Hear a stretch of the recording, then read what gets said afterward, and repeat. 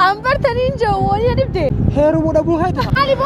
نفوتو فيتي موكمي هاي بلاش جوجون هنا ارتو بانيتي بلاش سجنا هذا جراف تيسا هايغا تولتو تنو مولتي سلاوي خنو مشير غورو شيري متي شير ونين قدا تنتي يادن تنتي ياسين دبني هنگا ما دي مالي فودي انا وني فودني غافان دردرو ما جلكبو مارشي متي ارشو انكم تنين جالده اچلالين تكبو تنين تكومو قلبي خيسان كب عثمان كد جرو تانيس هرمته تانيس بجربات خطه تانيس دوته دمته اشتي دوبا اما اونيتي سيملايمو شهيد هذا سبونا اني ما كما جولتي يا النوامني مرامي كستما مال مالي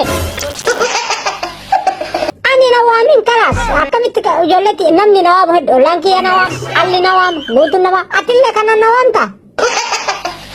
طيب جولنته كبجا كب دمال تو بده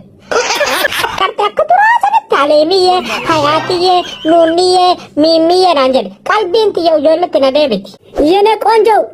सिहा कौन ची सनिंजर वा कमोकात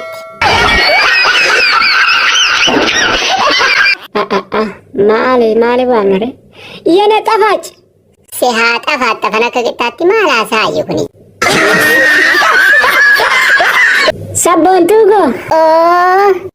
Oromoko ada fiduda Kenya baye siarap sedi sama ka oroko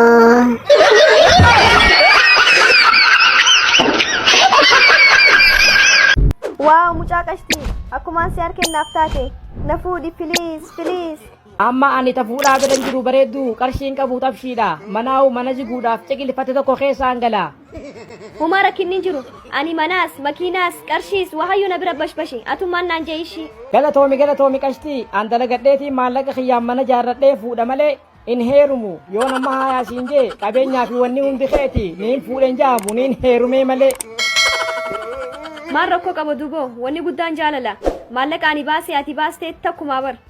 rakkooni qaba malee akka ajaa'iba qaba amma hayaa jee yoomsitti heerume gaafa wallolle ati manaa fi qabeenya keetirraa eessa sokkita anaatu sokka kolkolow an jaarsaan ta'uu barbaada malee jaartii miti namnillee mal naan jaaloon jaartii ijoollee sokkee kolkolow barsiisaanaa afaan oromooti jijjiiratu nama diddi wayi haya bee afaan oromoon nuuf jijjiiri massi jechuun tadumammaan ji'a qooshaangicha dibaabaa irratti biddeenaan buustu sanii miti barsiisa waaw harkadaaf barattoota waaw barsiisaa maaliif harkanaa dhooytan barattoonni narra jajjabaa meeqaatu kilaasii keenya kana keessa jira sammuuteetti jijjiirame qooshaarraa gara biddeenaatti tasammuu biddeena